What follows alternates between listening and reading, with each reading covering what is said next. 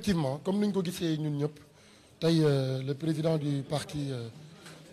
des patriotes du Sénégal pour le travail, l'éthique et la fraternité, nous avons PASTEF, c'est le leader de Fignon. C'est PASTEF, c'est parce que PASTEF est un membre du collectif Nyolank. Nyolank, c'est une plateforme citoyenne qui regroupe une organisation Uberi. Moi qui vous parle, je suis le coordonnateur du mouvement Sénégal Notre Priorité, donc SNP. PASTEF mi ngi ci biir yeneen mouvement aussi également ñoo composé ñoo lànk donc ni nga ko waxee noonu la amee tey dafa ñëwoon seet si ñu pour ñu waxtaanee Sénégal waxtaanee luy jëmale réew mi kanam ak naka ni ñuy àndee ba mën a jël intérêt Sénégal jiital ko au-delà de nos intérêts crypto-personnels au-delà des intérêts des partis politiques ou des mouvements mais ñu jël intérêt Sénégal mettre ko justement à l'avant.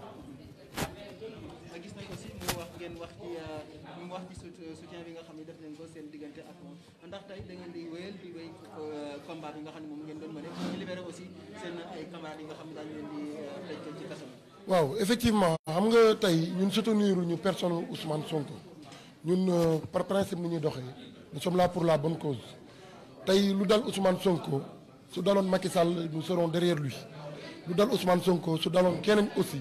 ñun waa collectif Nyolank nous serons derrière lui parce que lenn mooy suñu mbébét muy lu ñuy def ba Sénégal baax lu ñuy def ba défendre dëgg justice loolu moo yàgg nekk suñu mbébét waaye aussi également comme ni ñu ko énuméré léegi ñun waa collectif Nyolank ñu ngi saluer bu baax a baax la responsabilité ak maturité bi nga xamante ni askanu Sénégal gépp nag bëgguñu lim ñu koy féetale fenn waaye gis nañ ko fépp muy ci këru diine yi muy ñu nekk ci mouvance bi muy ñu nekk ci opposition bi muy société civile bi muy jeunesse bi muy tout le peuple sénégalais taxawaay bu mat bi ñu taxaw ba tey ñu taxaw fii di wax librement jàmm dellu si waat ci réew mi donc loolu baax na aussi également ñu koy rappeler waaye aussi également ñuy continuer comme niñ ko tàmm di defee di wax à ce que ñu génnee ñi ñu jàpp ci manifestation yi ak même avant manifestation yi parce que am na ñoo xamante ne dañ leen xool rek ñu ne leen yéen ñii seen bët bi suufa ngi ci rek ñu yóbbu leen kaso ci lu tegul fenn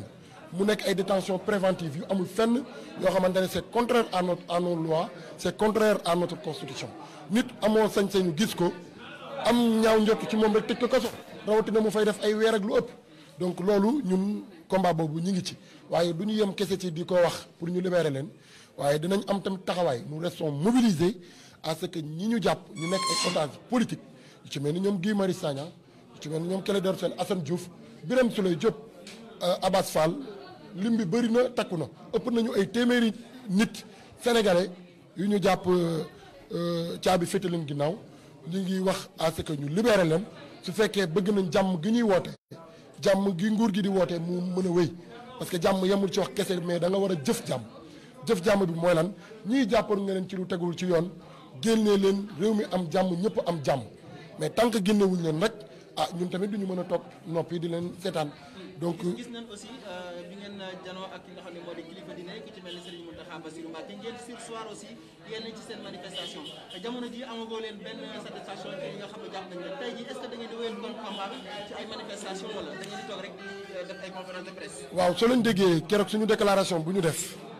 mooy que ni ñun dañoo am ay kilifa yi ci réew mi bokk na ci kilifa diine yi ay kilifa diine lañu ku ci mel ni jëmm ju mel ni xalif général des Mourides ñëw wooñu nañu man dama leen ñaan te comment il a été modeste mënoon nañu ñii maay seen kilifa dama leen di exiger mais dafa ne su ma sañoon ngeen sursoir manifestation bi ngeen waroon amal ci week-end bi ñun tamit dañoo am kilifa ñu nekk tamit suñuy kilifa ñu jox leen cër bi ñu sursoir suñuy activité waaye tamit ñu ñaanoon ko moom à ce que mu jébbal suñuy exigence wala suñuy mbébét njiitu réew mi am yaakaar ni aussi également njiitu réew mi moom dina jël hauteur ba duñu dellu ci waat ci terrain bi di jàmmaarloo waat ak moom parce que joxoon nañu délai bu fukki fan bés bu libéré wul wala exigence yu ñu ko wax su ko deful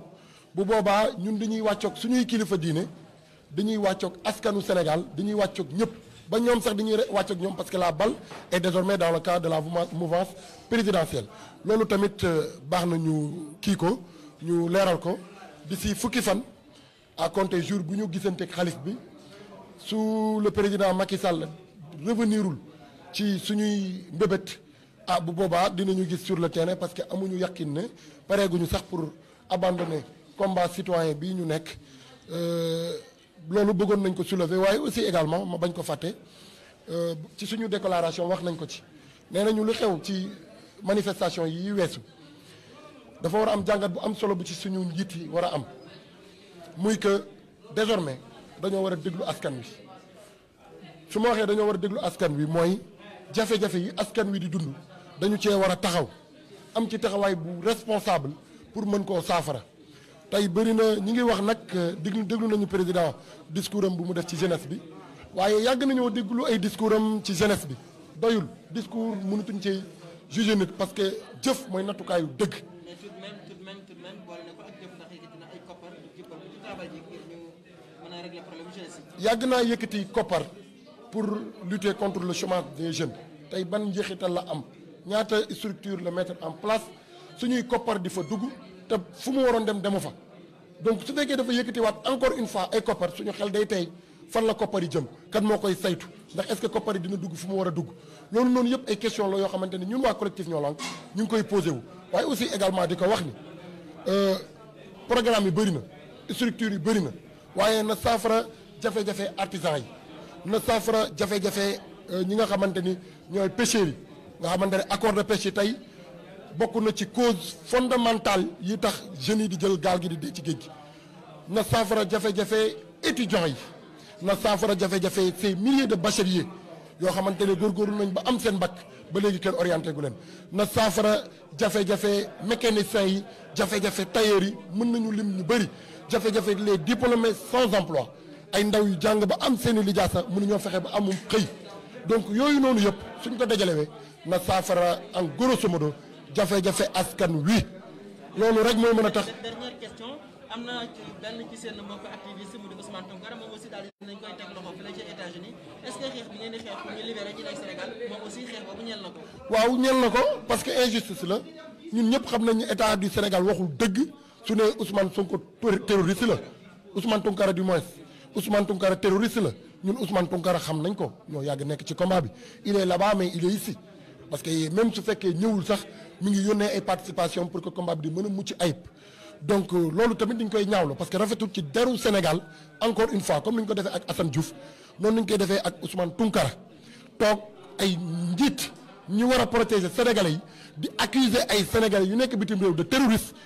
opinion internationale bi yëpp di ko gis mu nekk lu salté ci deru Sénégal ñun dañ koy ñaawlu lu ñuy ñaawloo ngi noonu et ñu ngi lancé waat aussi également appel aux autorités su fekkee bëgg nañu jot ci nit mais nañu bañ di utiliser ay mots yooyu terroriste ñëpp a koy daw adduna bi amul dëkk bu nangu terroriste di ñëw di siéger sa réew